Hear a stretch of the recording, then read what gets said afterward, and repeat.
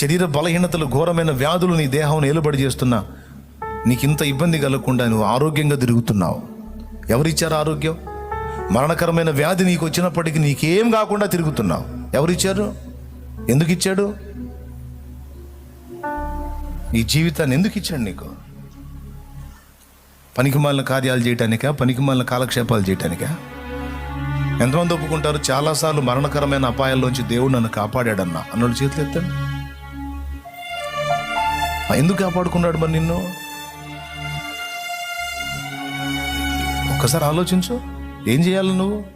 ఆయన పని చేస్తావని కదా, ఆయన కోసం బతుకుతావని కదా, ఆయన చిత్తం నెరవేరుస్తావని కదా, ఆయన బిడ్డల్ని రక్షిస్తావని కదా. నువ్వేం చేస్తున్నావు? ప్రభు వద్దన్నది పక్కన పెట్టు, చేయమన్నది చేయట్లేదే. ఒకసారి దాని మీద మనసు పెట్టి దేవుడు చేయమన్న కార్యాలు చేయటానికి నీ మనసును దృఢపరచుకో.